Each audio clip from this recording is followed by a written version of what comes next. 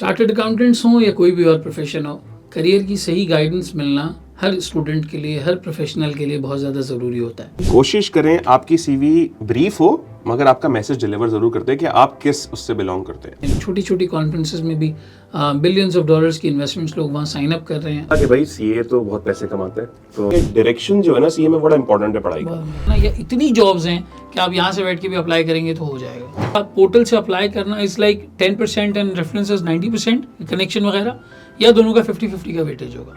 मेरा फोकस सिर्फ इतना ही था कि मैंने दो चीजें कर दी हैं। मैंने काम बेहतरीन करना है। जब तक आपका पेपर, अगर एक आध पेपर है नहीं निकल जाए ना, तो आप अपने कंफर्ट जोन में ही रहें। क्या वहाँ पर इस तरह की कोई अपॉर्चुनिटी, पोजीशन, सिचुएशन क्या मौजूद है? बैंकिंग की, इंश्योरेंस की, म्यूचुअल फंड्स की, रियल एस्टेट की और स्पेसिफिक जैसे for example oil and gas वगैरह की, इनकी तो नीड हर वक्त ही रहती है। सऊदी अरेबिया या middle east on and all आना मुश्किल नहीं है। Is it the right place to go? क्या वहाँ पर इंडस्ट्री के साथ, फर्म्स के साथ, किसी भी तरीके के ताल्लुक के साथ वहाँ पर काम करना चाहिए या नहीं करना चाहिए, और किस तरीके की वो मार्केट है? हाँ, अगर आपने कोई बड़ी बैंक, बड़ा इंश्योरेंस कंपनी, बड़ा म्यूचुअल फंड, बड़ी एफएमसीजी, बड़ा ऑयल एंड गैस किया, आप वहाँ मेंशन करें, क्योंकि देखें आपकी सीवी से ही आपके सवाल बनते हैं। हमने जितने इंटरव्यूज लिए हम वहाँ से पिक करते हैं कि अच्छा इसके अंदर लिखा हुआ है कि ये 3 साल इस क्लाइंट का इंचार्ज रहा है, इससे सवाल भी उसी तरीके से किए जाएंगे। आई हैव सीन इंटरव्यूअर्स जो फाइनेंशियल स्टेटमेंट्स खुलवा देते हैं। चार्टर्ड अकाउंटेंट्स हों या कोई भी और प्रोफेशन हो, करियर की सही गाइडेंस मिलना हर स्टूडेंट के लिए, हर प्रोफेशनल के लिए बहुत ज़्यादा ज़रूरी होता है। बिल्कुल इसी तरीके से हमने पिछले दिनों एक सेशन किया था जिसमें हमने यूएई की मार्केट को एनालाइज़ किया और वहाँ पर किस तरीके की जॉब अपॉर्चुनिटीज़ अवेलेबल हैं, कैसे वहाँ पर बिज़नेस स्टार्ट किया जा सकता है, इसके बारे में बात की।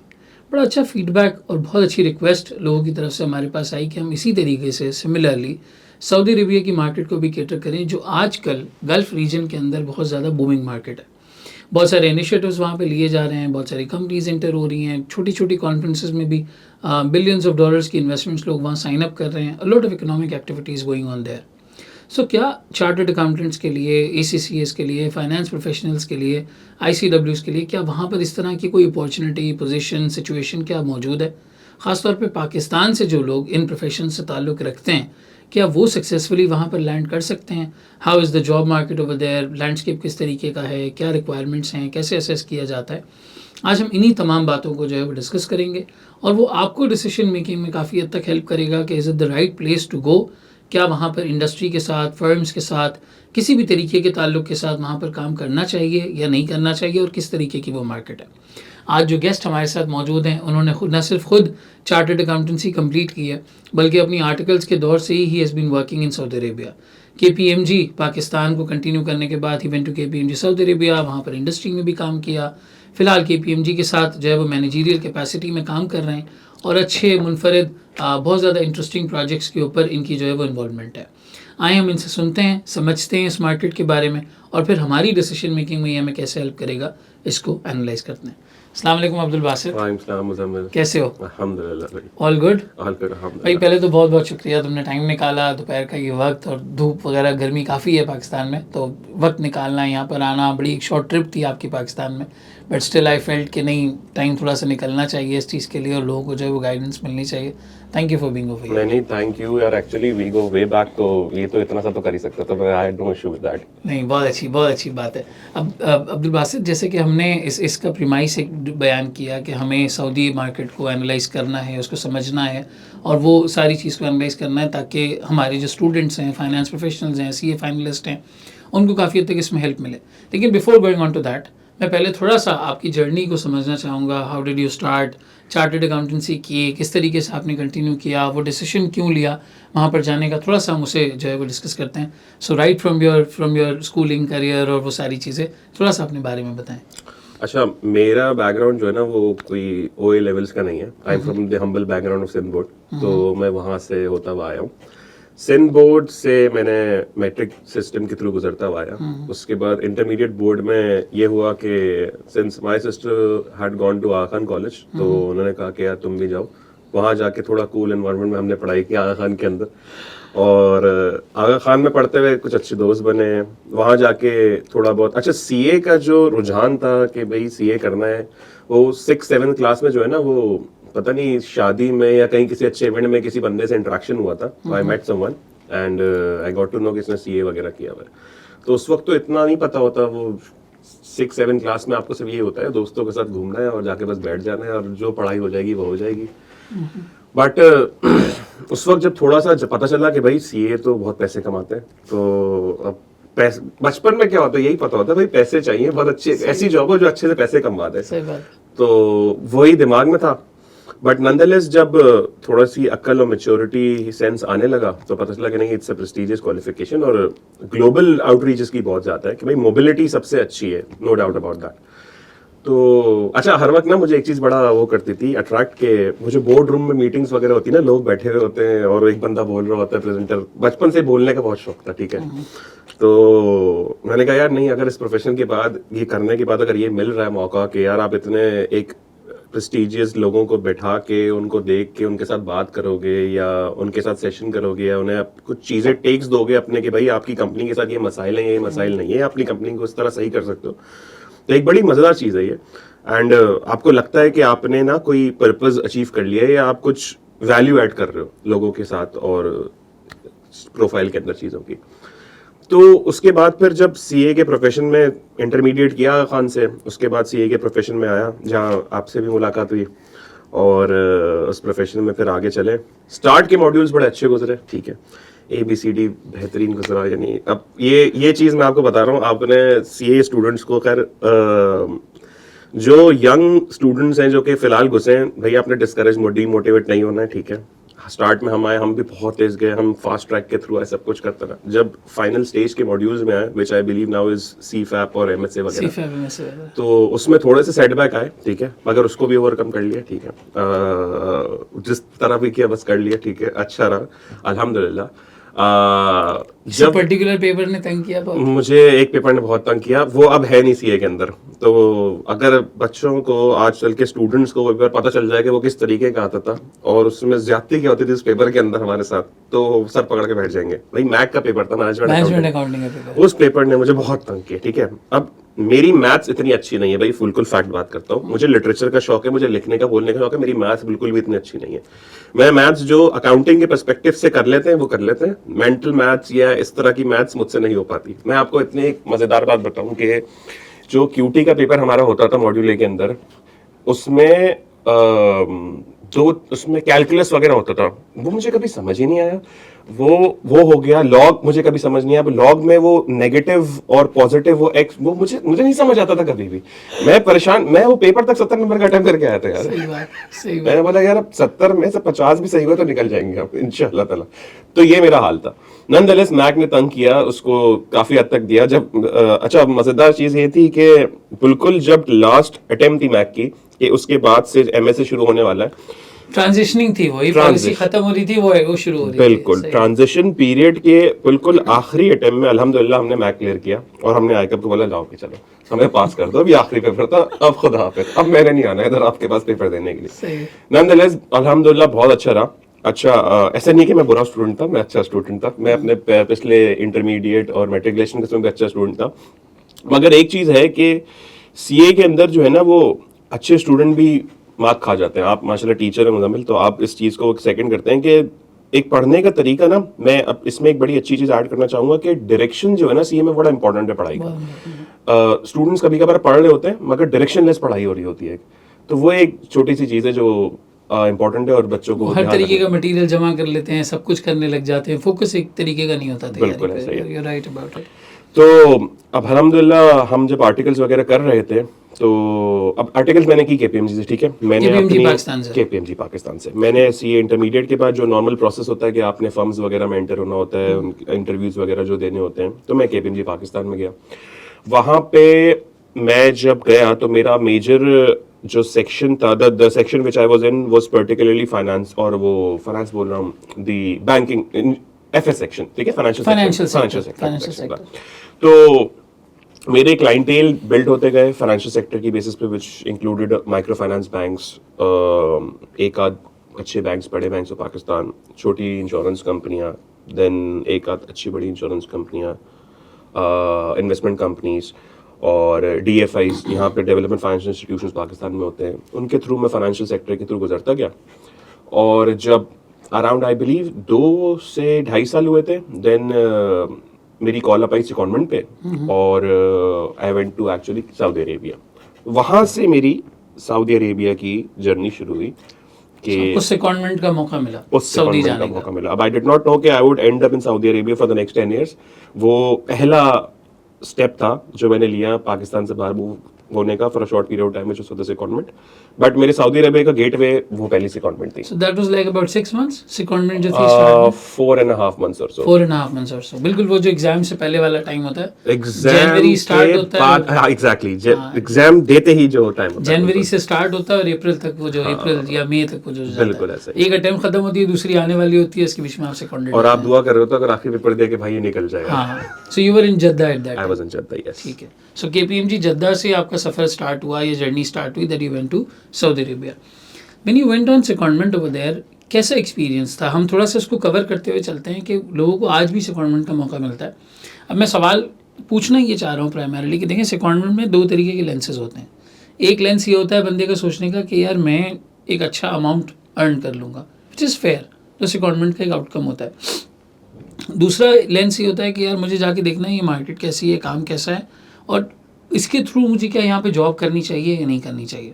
फिर वहाँ पर कभी आप काम शायद बेहतर करते हैं तो हो सकता है आई एम अज्यूमिंग कि शायद नेटवर्क अच्छा बन जाता होगा, मैनेजर से अच्छी बातचीत हो जाती होगी, लोग आपको शायद पसंद कर लेते होंगे और जॉब की अपॉर्चुनिटीज खुलती होंगी.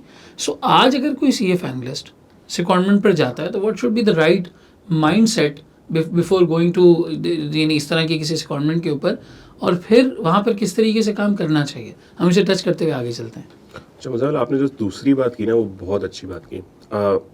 हम पर्सनली एक्सपीरियंस करते हैं अभी, बिकॉज जो मॉडल बाहर ऑपरेट हो रहा है मिडिल ईस्ट में वो ये है कि सीजन के अंदर सेकंडीज आएंगे और वो हमारा जो वर्कलोड है उसे कम करने में हमारी मदद करेंगे. बिकॉज जो जिस तरह से हम यहाँ ऑपरेट करते हैं ना पाकिस्तान के अंदर, उस तरह से हम बाहर ऑपरेट नहीं कर रहे होते, एटलीस्ट मिडिल ईस्ट के अंदर.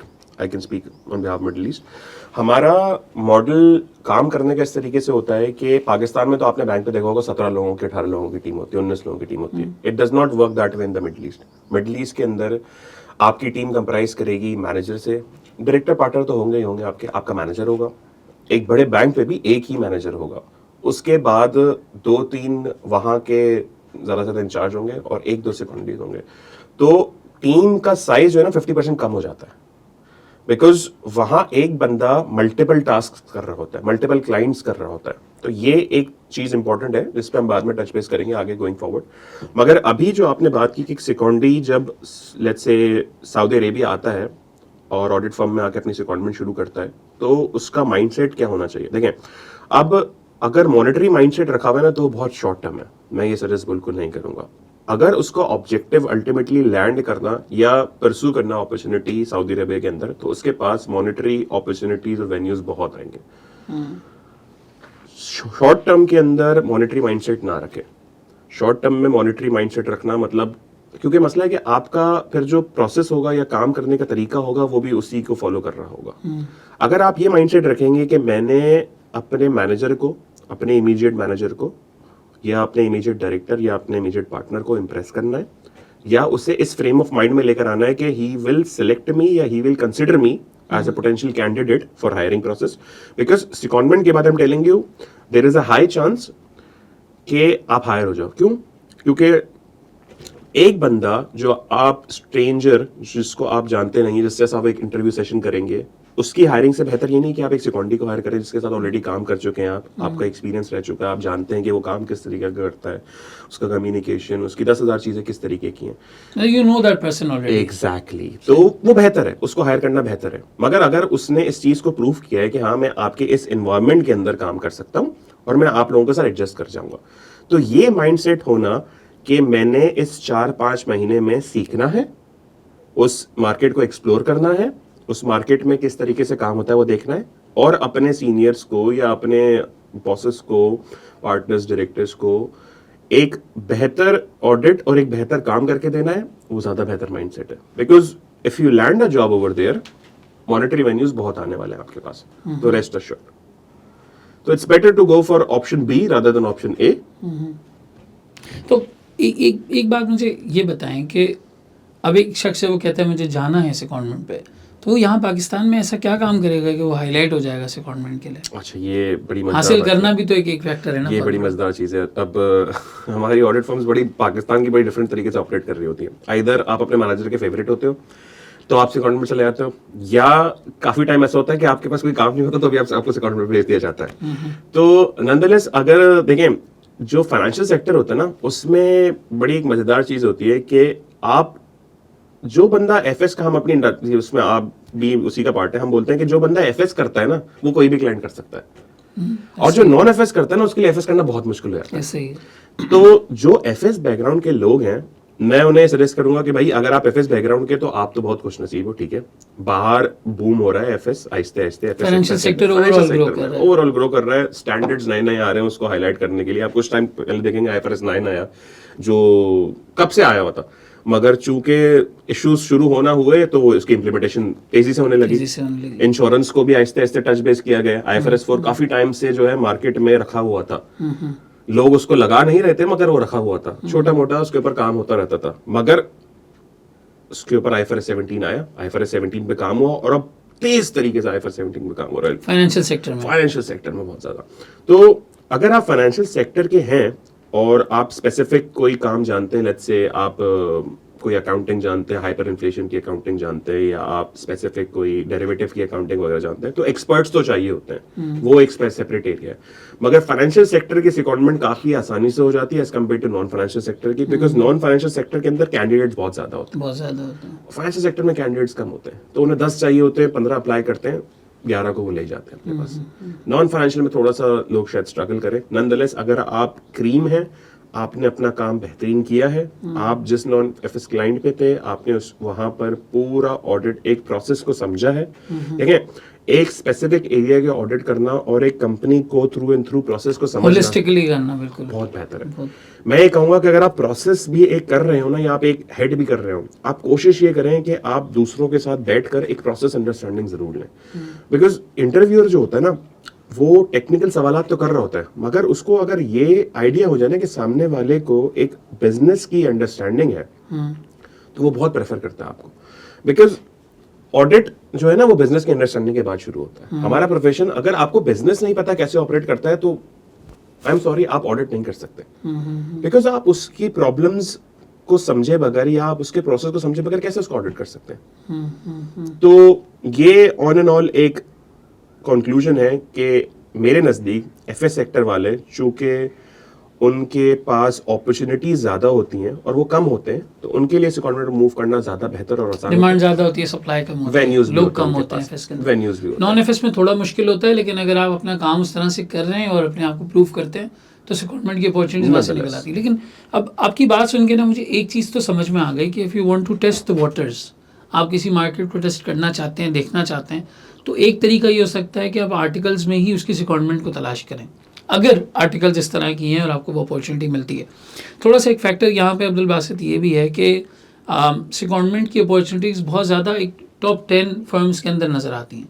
आज जो एक अलमिया है वो ये है कि हमारी कैफ का जो नंबर क्वालिफाई हो रहा है वो 1600-1800 का नंबर है, 1400-1500 स्टूडेंट्स का नंबर है। वेयरएज जो टॉप 10 फर्म्स हैं उनकी हायरिंग कैपेसिटी इतनी नहीं है, तो बहुत सारे स्टूडेंट्स हैं जो इनके बाद वाली फर्म्स में भी कंटिन्यू कर रहे होते हैं, विच इज़ फाइन। सीखना वहाँ पर भी है, आगे करियर लेडर वहाँ से भी चल सकता है, आगे जाके वो बिग 4 में 1 आध साल लगा के अपने आप को ग्रूम उसी तरीके से कर सकते हैं, उसी तरीके का एक्सपीरियंस हासिल कर सकते हैं। लेकिन सबके लिए इस सेकंडमेंट की अपॉर्चुनिटी निकल नहीं पाती, depending on the firm, depending on the area, depending on the volume of the business. कहीं पर निकलती है, कहीं पर नहीं। जहाँ पर सेकंडमेंट की अपॉर्चुनिटीज़ निकलती है वहाँ ये बात समझ में आई कि हाँ, the student should pursue it, उससे उस मार्केट का पता चलेगा, एक डिफरेंट एरिया का एक्सपोजर और एक्सपीरियंस होगा। और यहाँ पे एक छोटी सी बात ये कि अ लॉट ऑफ स्टूडेंट्स है कि हमें आज पता है कि हमें पाकिस्तान में रहना है, and I always tell them कि यार आपको नहीं पता अभी कि आपको रहना है या नहीं रहना। बाद में आपको ये बात समझ में आएगी जब आप अपने साथ वालों को जाते हुए देखेंगे, आप मल्टीप्लाई करेंगे, आप नंबर निकालेंगे, and then you would determine कि मुझे जाना है कि नहीं जाना। तो ऑप्शंस अपने लिए खुले रखने चाहिए और आर्टिकल्स में सेकंडमेंट का रूट जब अपनाना चाहिए। So coming back to your journey, how was your secondment then? कैसा एक्सपीरियंस था? अच्छा, मेरा एक्सपीरियंस जो है ना, अब आपका जो ऑप्शन बी वाला था ना, मेरा एक्सपीरियंस टोटली वो था। मैं जब वहाँ गया तो मैं एक फाइनेंस, क्योंकि मैं फाइनेंशियल सेक्टर बैकग्राउंड का था, मैं बेसिकली गया सेकंडमेंट पे था म्यूचुअल फंड्स के लिए, ठीक है, म्यूचुअल फंड्स के लिए। म्यूचुअल फंड्स के म्यूचुअल लिए। फंड्स के मगर मैंने वो नहीं किया, मुझे एक इन्वेस्टमेंट कंपनी दे दी गई कि आपने इसका ऑडिट करना है, ठीक है, और वो बड़ी पॉश इन्वेस्टमेंट कंपनी है, ठीक है। तो मैंने एक बिल्कुल ही डिफरेंट एक एनवायरनमेंट ऑफ बिजनेस देखा। अब पाकिस्तान में अब इन्वेस्टमेंट बैंकर्स जैसे होते हैं, इन्वेस्टमेंट बैंकर्स आर पॉश, ठीक है, सूट अप, एलीट मेंटालिटी, सब कुछ, जेब में पैसा हो ना हो, दिखाना है कि हम बेहतरीन लोग हैं। मैं वैसी कंपनी का ऑडिट करने चला गया था, ठीक है, कि भाई मैं इन्वेस्टमेंट बैंकर्स थे तो मैं उनका ऑडिट कर रहा था। वो एक प्रोसेस के थ्रू मैं गुजरा और बड़ा डिफरेंट एनवायरनमेंट एक दिखा। अच्छा, अब जब आप बाहर काम करते हैं ना, तो अब्रॉड पे जब आप काम करते हैं तो ऑफिस का एनवायरनमेंट सब कुछ बड़ा डिफरेंट होता है।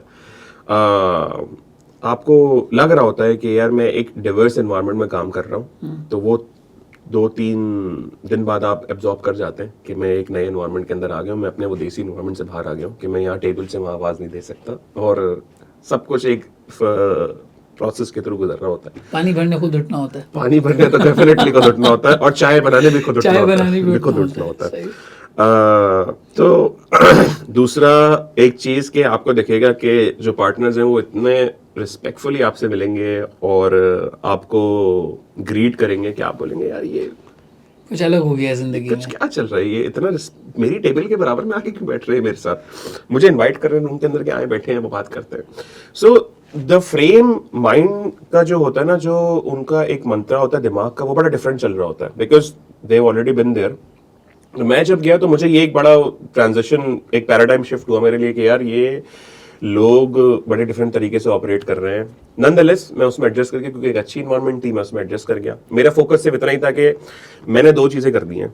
मैंने काम बेहतरीन करना है कि मेरे मैनेजर को ये ना लगे कि भाई हमने गलत से क्वांटिटी लेकर आ गए। मैंने वो काम पूरा किया, मैंने अपने एंड से पूरा काम किया।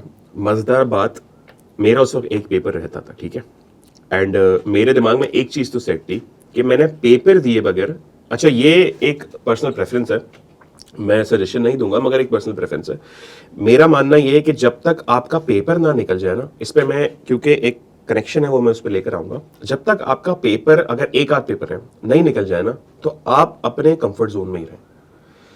जैसे ही पेपर निकल जाए ना, फिर आप चले जाएं जहां आपको जाना है, और वो कंफर्ट जोन होती है पाकिस्तान की फर्म।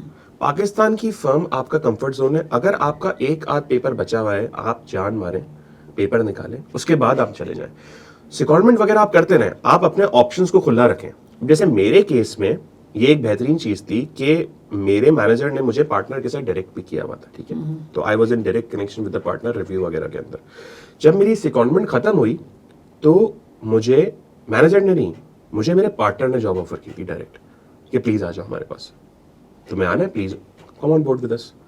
मैंने उनको एक चीज बोली, मैंने कहा देखें मेरा एक एग्जाम रहता है, मेरा एक प्रेफरेंस है कि मैं ये एग्जाम पूरी करूंगा, उसके बाद ही मैं कहीं मूव करूंगा। चूंकि मैंने एक इतना अच्छा काम किया हुआ था, नहीं वो सो इम्प्रेस्ड विथ मी, उन्होंने मुझे ये तक ऑप्शन दिया कि सही तुम ये पेपर दो, रिजल्ट आ जाए, आ जाना हमारे पास, मुझे टेक्स्ट करना, अगर तुम पास हो जाओ तो मैं आना हूं, मुझे टेक्स्ट करना, मैं तुम्हारी ऑफर इशू करवाऊंगा।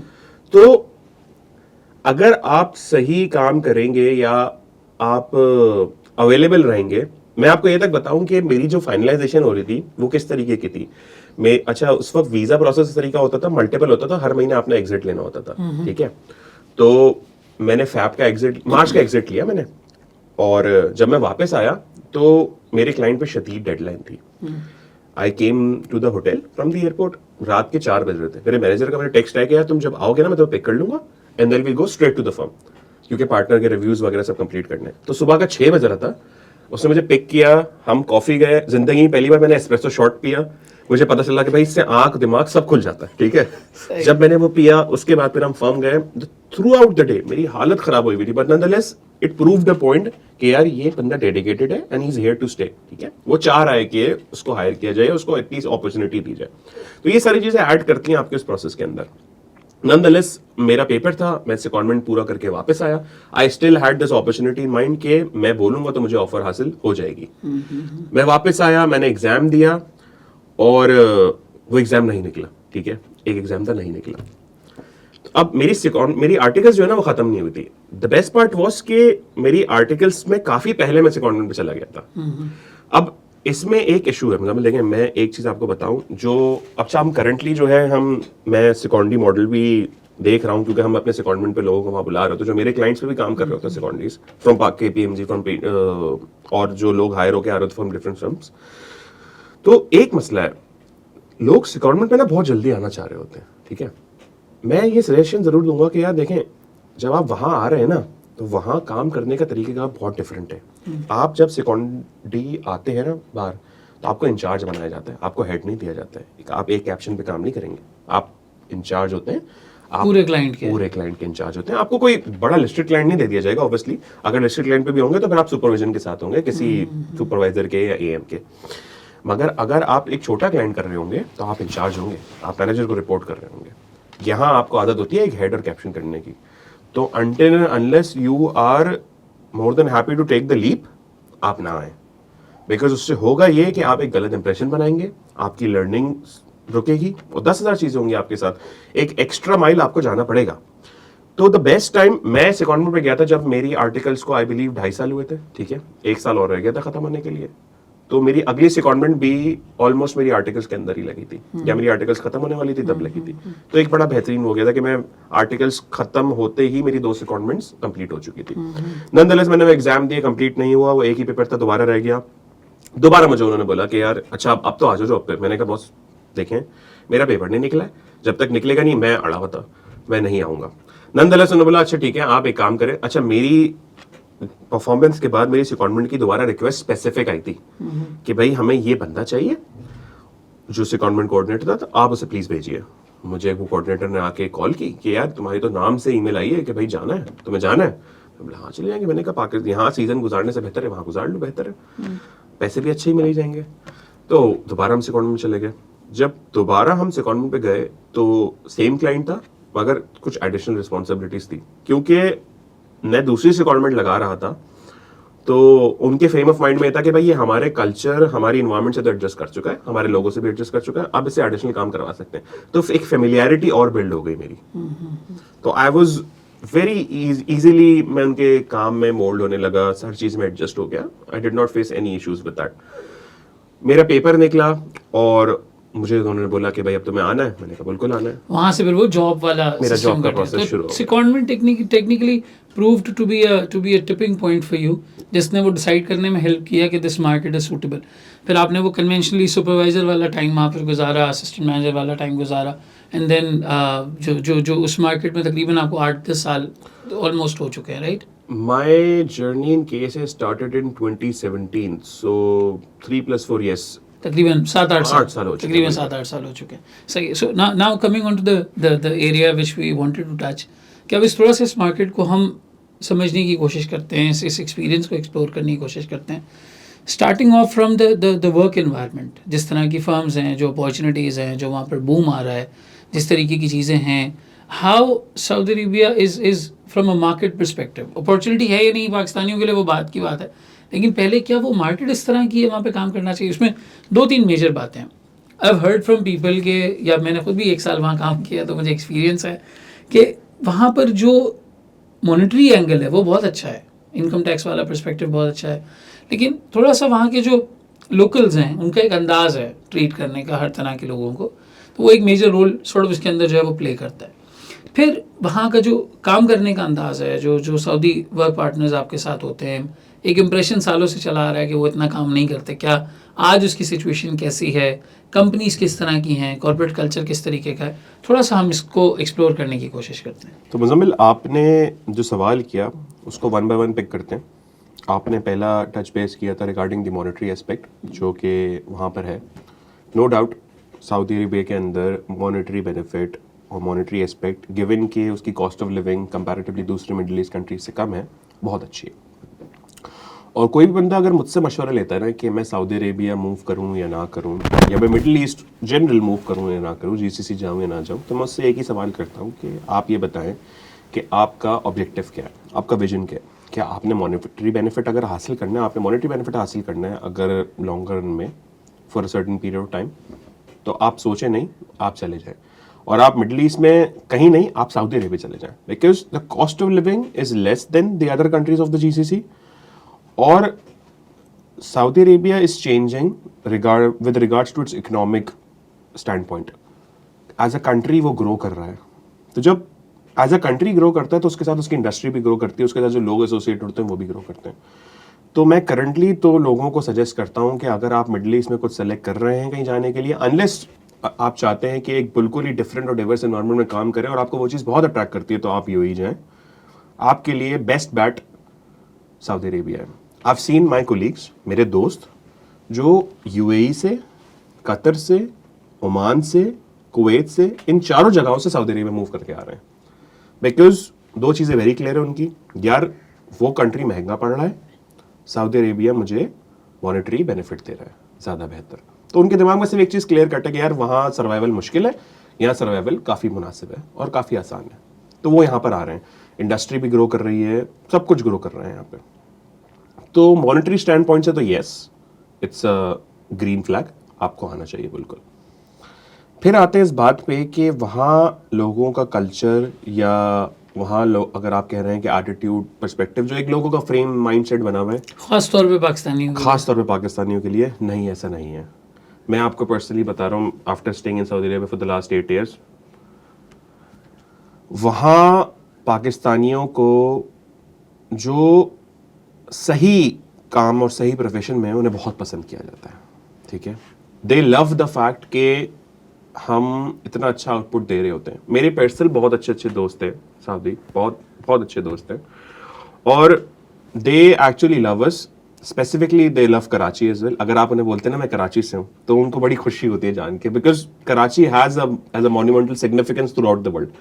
तो वो कराची सुन के तो बहुत खुशी होती है. हर बंदे सबको लगता है कि आप कराची से हो. ठीक है, उनके दिमाग में पाकिस्तान से आते ही पहला सवाल कराची है. तो ऐसा नहीं है. The attitude, everything has changed. ठीक है, ओवर द इयर्स अब बहुत चेंज हो चुका है, डिपेंडिंग ऑन द एक्टिविटीज जो आ रही हैं, बहुत चेंज हो चुका है. ठीक है, तो यू लव इट देयर.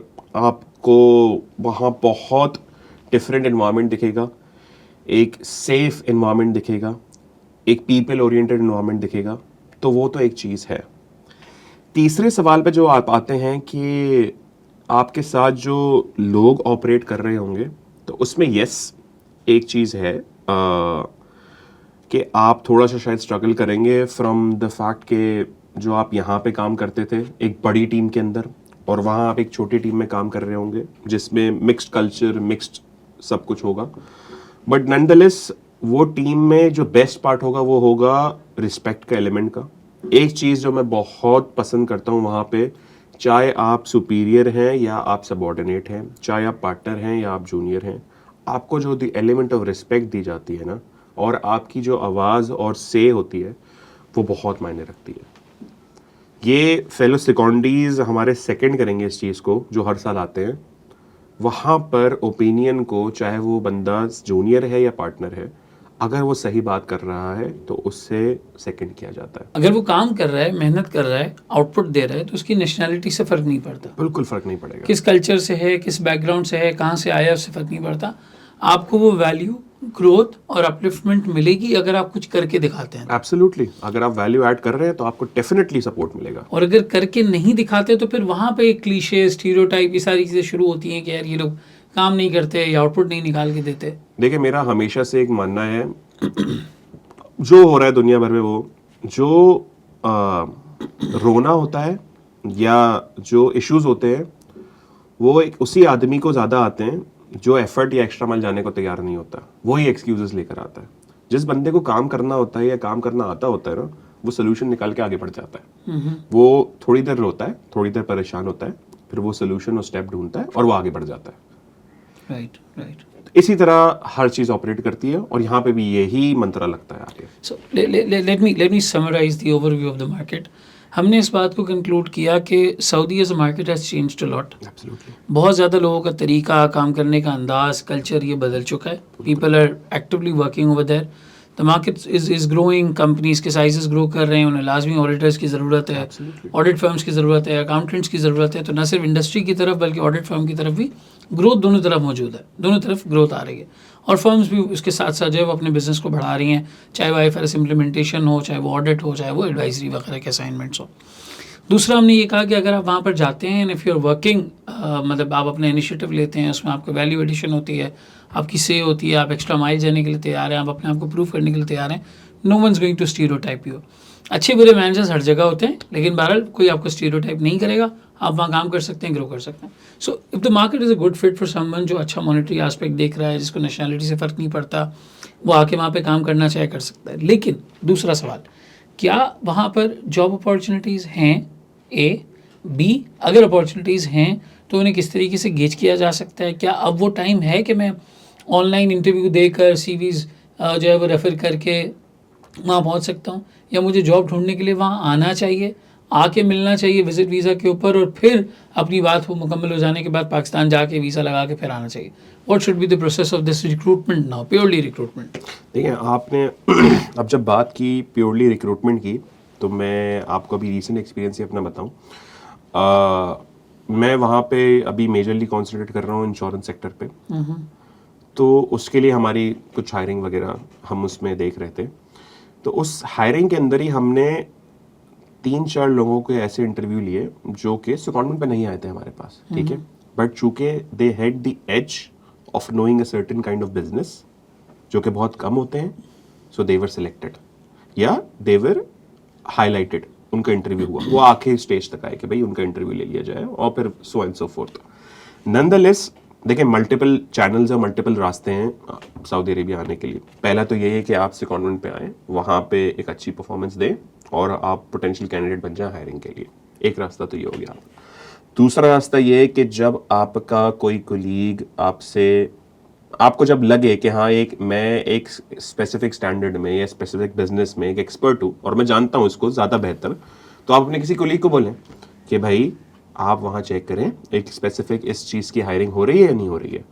देखें बैंकिंग की, इंश्योरेंस की, म्यूचुअल फंड्स की, रियल एस्टेट की और स्पेसिफिक जैसे for example oil and gas वगैरह की, इनकी तो नीड हर वक्त ही रहती है और इनकी स्पेसिफिक हायरिंग हर वक्त हो रही होती है। अच्छा, तो आपके पास रास्ते तो हर वक्त खुले हुए आने के लिए। थोड़ा टाइम लग सकता है, कुछ लोगों की फौरन हो जाती है, कुछ लोगों को थोड़ा टाइम लग सकता है, नॉनदलेस वो हायरिंग कंप्लीट जरूर हो जाएगी।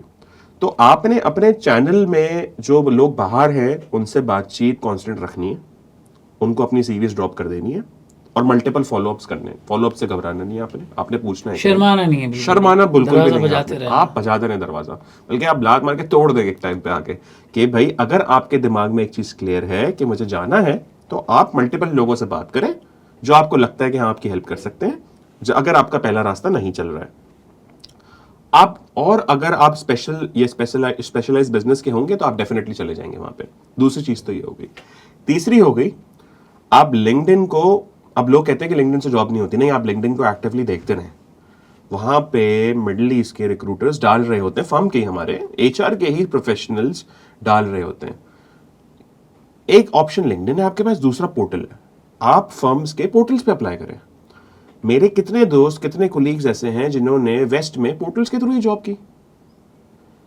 पोर्टल पे जॉब्स आई हुई होती हैं, आप उन पे अप्लाई करें, आपको कॉल बैक आएगी, बिल्कुल आएगी। या आप पोर्टल पे अप्लाई करके आप अपने कोलीग को रेफर कराएं कि यार मैंने ये पर्टिकुलर जॉब पोर्टल पे अप्लाई की है, आप प्लीज इसका स्टेटस चेक कर सकते हैं। जो बंदा वहां पे फिजिकली प्रेजेंट होगा ना, वो कुछ ना कुछ करके जरूर चेक कर लेगा कि भाई आपका जो प्रोसेस है या जो आपकी एप्लीकेशन है वो कहां तक पहुंची है, आपको बूस्ट जरूर दे देगा वहां पर। तो आपके पास ये 2-3 चैनल्स हैं अप्लाई करने के, एंड आई सीन कि जिस बंदे को आना होता है ना, वो इन तीनों में से कोई एक चैनल यूज करके 80 to 90% ऑफ द केसेस में आ जाता है। सऊदी अरेबिया या middle east on and all आना मुश्किल नहीं है। वहां के काम में सर्वाइव करने में लोगों को थोड़ा सा स्ट्रगल होता है, बिकॉज बड़ा डिफरेंट मॉडल चल रहा होता है काम का। आना is not difficult at all. तो आप इन तीनों में से कोई भी यूज करें और आप आ जाए।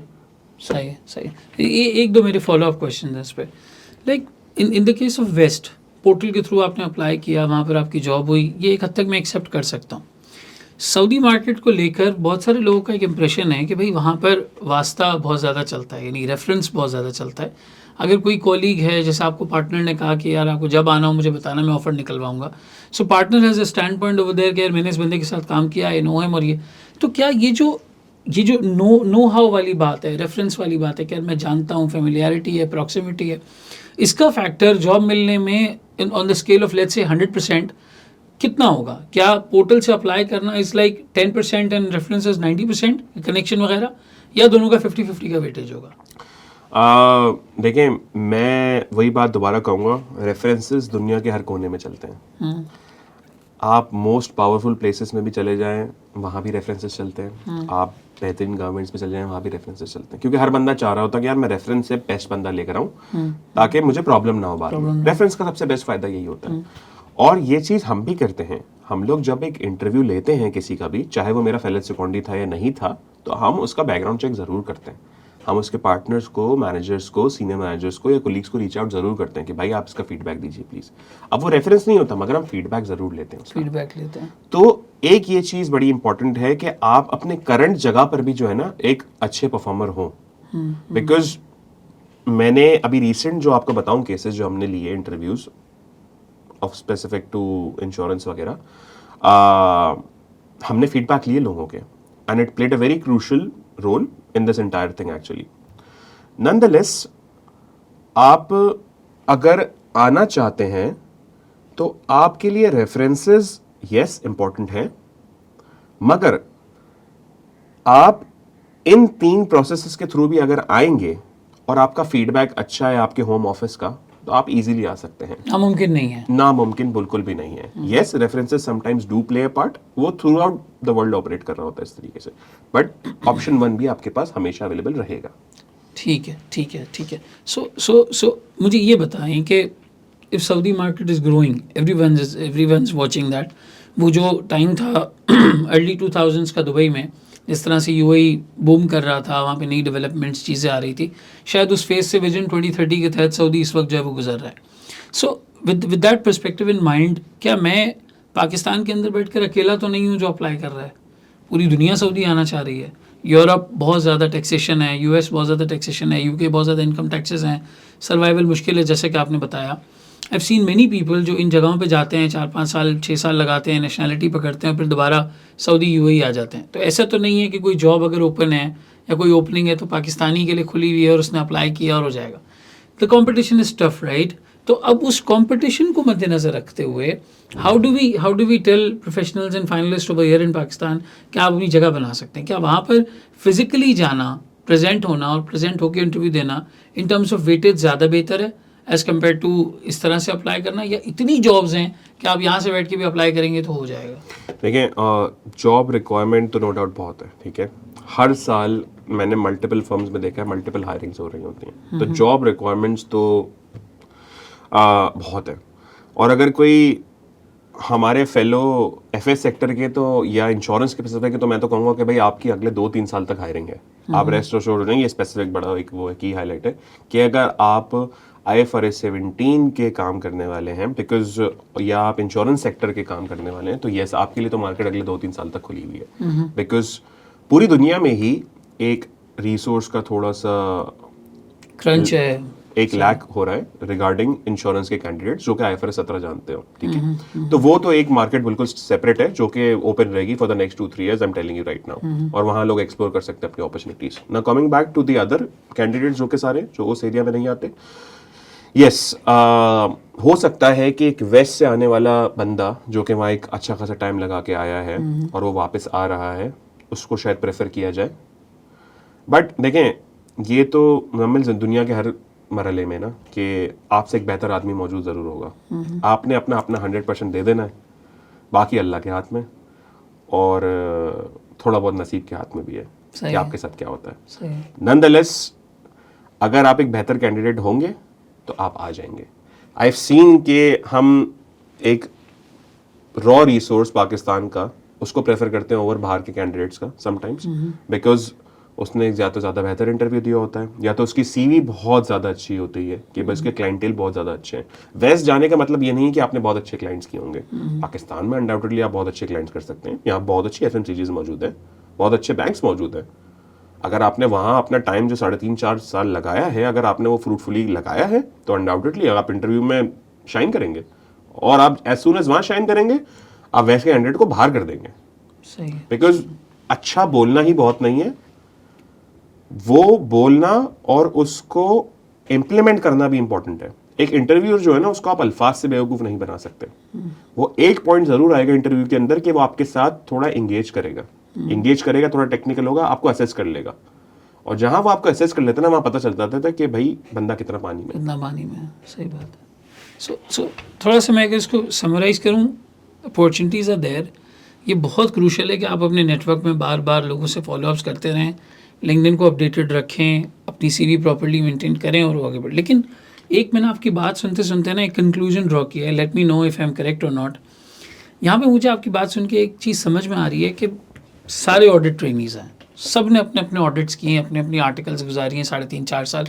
इवन एडवाइजरी साइड पे भी कोई मूव करना चाह रहा है तो उन्होंने एडवाइजरी साइड पे भी गुजारी है, विद द पर्सपेक्टिव कि सब ने ऑडिट किया है। हर किसी ने सेम ऑडिट नहीं किया।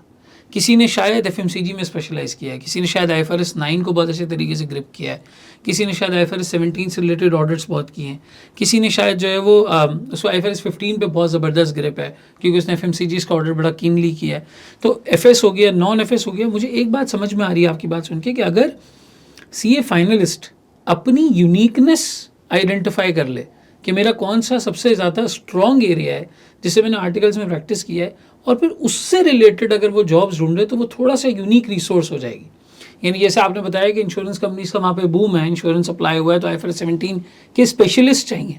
तो अगर कोई मिसाल FS सेक्टर में आज पाकिस्तान में है और उनकी आर्टिकल्स में 6-8 महीने साल रहता है और वो अगर आज ये तहैया करते हैं कि यार मैं IFRS 17 में थोड़ा इनडेप्थ जाऊँगा, तो कल को वो स्पेशलाइज रोल के लिए एलिजिबल होंगे as compare to someone else जो हर जगह अप्लाई कर रहा है।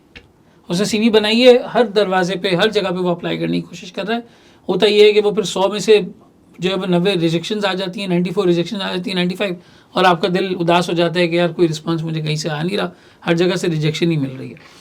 बजाय इसके कि अगर वो थोड़ी यूनिकनेस ले आता, अपनी यूनिक प्रोपोजिशन ले आता, जैसे हम कंपनीज को भी एडवाइस करते हैं कि भाई आपकी एक कंपेरेटिव एडवांटेज होनी चाहिए, आपका एक यूनिक फैक्टर होना चाहिए। अगर यहाँ पे ट्रेनी अपनी यूनिकनेस आइडेंटिफाई कर ले और फिर उसी से रिलेटेड जॉब्स को अप्लाई करे, उसी से रिलेटेड नेटवर्क को जो है वो टैप इन करे, तो शायद उसके लिए जॉब मिलने के चांसेस बढ़ जाएंगे।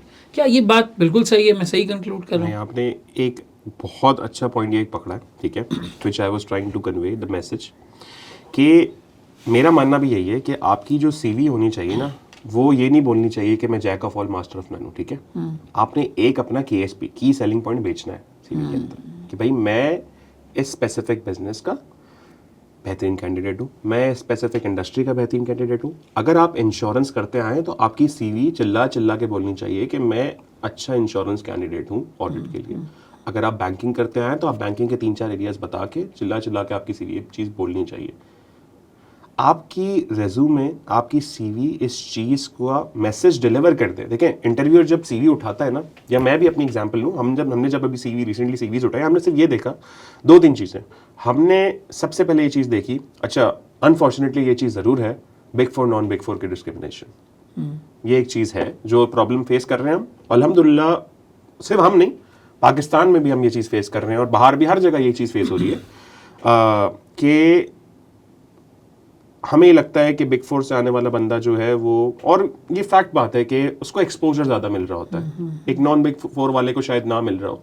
नॉनदलेस दोनों अगर अपनी CV के अंदर इस चीज़ को बेच पाते हैं कि भाई मैं इस स्पेसिफिक बिजनेस का एक अच्छा कैंडिडेट हूँ, तो वो शाइन करेगा वहाँ पे। हम भी CVs में ये देख रहे होते हैं कि भाई इसका क्लाइंटेल सही तरह नज़र आ रहा है। हाँ, CV में ये सच ज़रूर लिखें कि आप अगर इंचार्ज थे तो आप ये चीज़ लिखें कि हाँ मैं इस चीज़ का इंचार्ज था, क्योंकि देखें आपकी CV से ही आपके सवालात बनते हैं। हमने जितने इंटरव्यूज़ लिए हम वहाँ से पिक करते हैं कि अच्छा इसके अंदर लिखा हुआ है कि ये 3 साल इस क्लाइंट का इंचार्ज रहा है, इससे सवाल भी उसी तरीके से किए जाएंगे। Valid, extremely valid, extremely. और हम जब एक इंचार्ज लेवल से सवालात करते हैं ना, तो आई हैव सीन इंटरव्यूअर्स जो फाइनेंशियल स्टेटमेंट्स खुलवा देते हैं, क्योंकि अब ऑनलाइन इंटरव्यूज हो रहे होते हैं, तो फाइनेंशियल स्टेटमेंट्स खुलवा के सवालात कर रहे होते हैं। तो एक इंचार्ज ही होगा जो फाइनेंशियल स्टेटमेंट्स को देख के जवाब दे पाएगा। अगर आपने फ्लूक मार दिया है कि लिख दिया है कि भाई मैं इंचार्ज था और आप बाद में इस चीज़ को रिग्रेट कर रहे हैं, तो आप इंटरव्यू में फेल कर जाएंगे बहुत बुरी तरह। ऑनेस्ट रहे अपनी CV में, अपने आप को पूरी तरह बेचें अपनी CV के अंदर, और अपना सेलिंग पॉइंट उसके अंदर जरूर रखें जो कि आपका यूनिकनेस रिफ्लेक्ट करवाएं। तो वो जो एक तरीका होता है लोगों का कि वो चैट जीपीटी खोला, उसमें गए, बताया जी मैंने ये 4 क्लाइंट्स किए हैं, उसकी एक की रिस्पॉन्सिबिलिटी निकाली और आपने सीवी पे पोस्ट कर दिया, दैट वुडंट हेल्प। कोशिश आपको करें, थोड़ा सा डेप्थ में जाना होगा। बिल्कुल। सॉरी, आप कंटिन्यू करें प्लीज। कोशिश करें आपकी सीवी ब्रीफ हो, मगर आपका मैसेज डिलीवर जरूर करते हैं कि आप किस उससे बिलोंग करते हैं। आपके क्लाइंटेल देखें, आपने इधर उधर के क्लाइंट, मैं तो ये सजेस्ट करता हूं कि लोगों को कि अगर आपने 50 क्लाइंट किए हैं ना, आप उसमें से सिर्फ 10 या 15 ही लिखें भाई, और की लिखें। आपको ये बताने की जरूरत नहीं है कि मैंने इस इंडस्ट्रियल एरिया में जाके ये वाली उसका स्टॉक काउंट भी किया, किसी को परवाह नहीं है इस चीज़ से। मैं आपको भी बता रहा हूँ, इंटरव्यूअर को उससे कोई फर्क नहीं पड़ता। हाँ, अगर आपने कोई बड़ी बैंक, बड़ा इंश्योरेंस कंपनी, बड़ा म्यूचुअल फंड, बड़ी एफएमसीजी, बड़ा ऑयल एंड गैस किया, आप वहां मेंशन करें और उसके की टेक अवेज लिखें 4 या 5। ये नहीं लिखें कि मैं ये कर रहा था और मैं डायरेक्टली रिस्पॉन्सिबल फॉर ये था, मेरी ट्रेनिंग्स ये हैं। सीवीज को प्लीज अपडेट करें। इम्पैक्ट ड्रिवन सीवी होनी चाहिए। इम्पैक्ट ड्रिवन सीवी होनी चाहिए, बिल्कुल। वो नज़र आ रहा हो कि आपने किस जगह पे अपना सबसे ज़्यादा टाइम लगाया, कहाँ आपकी कंसंट्रेशन थी, किधर आपकी सबसे ज़्यादा ग्रिप थी और आप कहाँ पे यूनिक है, ताकि उसी हिसाब से फिर आप पोजीशन। और फिर देखिए मैं इसको बड़ा एक बिल्कुल ऑफ एग्जांपल से रिलेट करूँगा। एक कंपनी फेसबुक ऐड चलाती है ना, अगर उसकी टारगेट ऑडियंस सही से डिफाइंड नहीं है तो 1 लाख लोग वो ऐड देखेंगे, शायद 1000 बंदा उसके ऊपर क्लिक करे, 99% आपकी failure.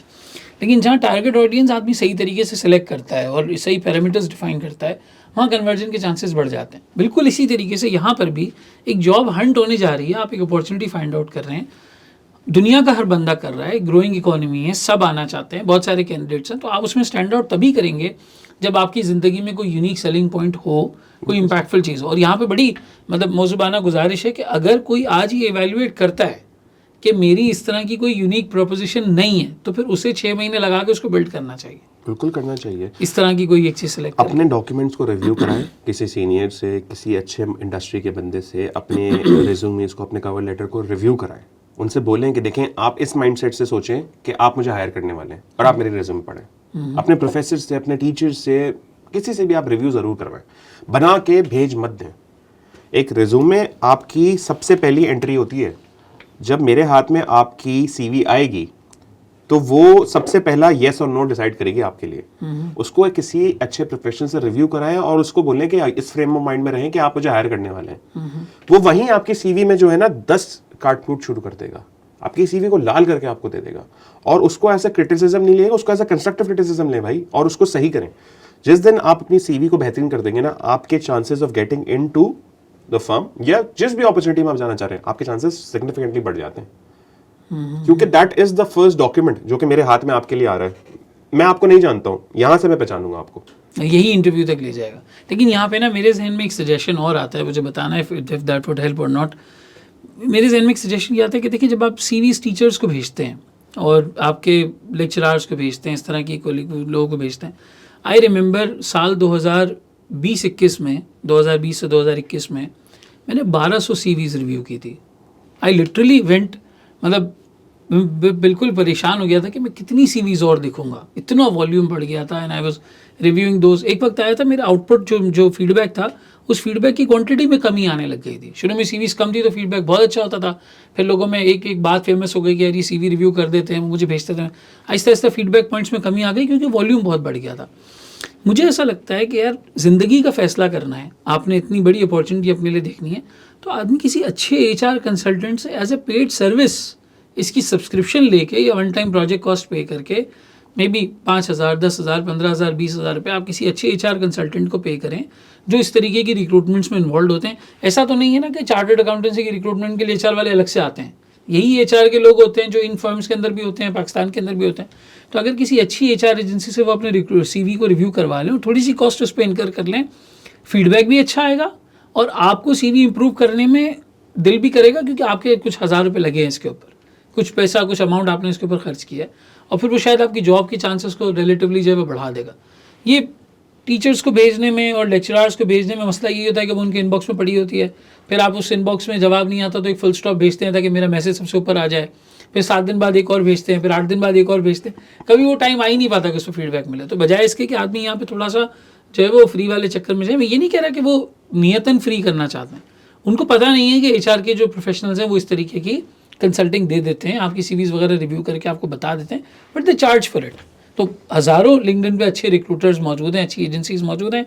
You go over there, look up for those HR consultants, get your resume reviewed, और फिर उस हिसाब से जो है वो आप अपने रेज्यूमे को आगे फॉरवर्ड कर सकते हो. तो दो बातें हमने तो अब्दुल बासित आपके डिस्कशन में कंक्लूड की.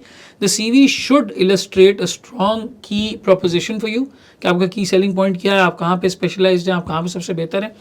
और फिर उसके बाद आपने किसी अच्छे बंदे से उसको रिव्यू कराया हो, किसी प्रोफेशनल से रिव्यू करवाया हो. थर्ड स्टेप, जितने कोलीग्स हैं आप उनसे बात करें, बार बार फॉलो अप करें, लिंक्डइन को अपनी अपडेटेड रखें. अगर मौका मिलता है ऐसी जगह पे विजिट करने का तो विजिट कर आएँ, वहाँ पर अपने दोस्तों से कहें कि मैं आया हुआ हूँ हफ्ते 2 हफ्ते महीने के लिए, अगर वॉक इन पे कोई इंटरव्यू का मौका मिलता है तो वो दे दें. तो ये 12 रेवेन्यूज़ हो सकते हैं. But Saudi, for from your discussion I am concluding कि सऊदी इज़ अ मार्केट जहाँ पे अपॉर्चुनिटी है, जहाँ पे फ्यूचर है, जहाँ जाया जा सकता है, अगर आपके लिए नेशनैलिटी कोई बहुत बड़ा मसला नहीं है. अगर नेशनैलिटी मसला है तो फिर कल. अच्छा, सो अब आते हैं फ्रॉम अ लिविंग पर्सपेक्टिव. थोड़ा सा मैं यहाँ पर जो है वो एक चीज़ हाईलाइट करूँगा.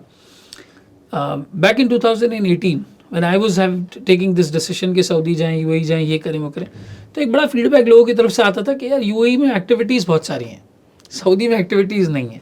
बहुत ज़्यादा आप उम्रा कर लेंगे, आप हज कर लेंगे, इसके अलावा लोग कहते थे कि बहुत ज़्यादा आप जो है वो एक एक्टिविटी वाला जो है वो टाइम नहीं आता. How do you look that perspective? क्या प्रोफेशनल ग्रोथ के लिए, पर्सनल ग्रोथ के लिए, बॉन्डिंग्स के लिए, लोगों के साथ बैठना, ग्रो करना, नेटवर्क्स को वो करना, वहाँ पर जाके लोग काम करते हैं ऑडिट फर्म्स में, जो मेरी अंडरस्टैंडिंग है लेट सेटिंग्स होती हैं और आपको मौका शायद मिलता नहीं है, या हम शायद परस्यू नहीं करते, शायद हम कंप्लेसेंट हो जाते हैं. How do you look that factor? देखें, इसमें एक चीज़ तो मैं लोगों का माइंडसेट चेंज करना चाहता हूँ. There are a lot of venues for growth Saudi Arabia के अंदर तो मौजूद हैं. जब आप बात करते हैं इस चीज़ की कि एक्टिविटीज़ नहीं है, ऐसा बिल्कुल भी नहीं है. आप रियाद आएँ, आपको पता चलेगा कि Riyadh has some of the best places to go with your family. अल्हम्दुलिल्लाह, there is Riyadh season. They have like this global village in Saudi Arabia right now. जैसे दुबई में एक ग्लोबल विलेज होता है, वैसे रियाद में उन्होंने एक सीजनल ग्लोबल विलेज टाइप बनाया हुआ है कि there multiple countries over there जहाँ उन्होंने बनाए हुए हैं सीज़न के अंदर, और सीज़न सेलिब्रेशन हो रही होती हैं. भाई जब फार्मूला 1 उस आके अपनी रेसेस करा सकता है तो हाउ क्यों नहीं से कि वहाँ एक्टिविटीज़ नहीं है. ये स्टीरियोटाइप हमें ख़त्म करना है भाई, ऐसा नहीं है. And from religious stand point तो सऊदी अरेबिया बेस्ट है. मतलब आपको और क्या चाहिए? जो बंदा प्रायोरिटी देना चाहता है इस चीज़ को कि I want to practice my religion at its best, Mecca Medina is there. तो आपके लिए तो I have some of my colleagues जो कि सिर्फ और सिर्फ सऊदी अरेबिया में रहते ही इस चीज़ के लिए, या आ ही इस चीज़ के लिए रहे कि अपने रिलीजन को बेहतरीन तरीके से प्रैक्टिस करना चाहते हैं. Staying near Mecca Medina is better than anything else in this world काफ़ी लोगों के लिए. And I personally second that कि एक रिलैक्सेशन ऑफ माइंड और हार्ट जो मिलता है वो कहीं और नहीं मिलता आपको. तो रिलीजियस एस्पेक्ट से तो आप कवर्ड है, चेक बॉक्स आपका हुआ है. अगर आप एक्टिविटीज़ के हवाले से बात करते हैं तो वो भाई वो स्टीरियोटाइप अपने दिमाग से निकाल दें. ठीक है, अ लॉट इज चेंजिंग.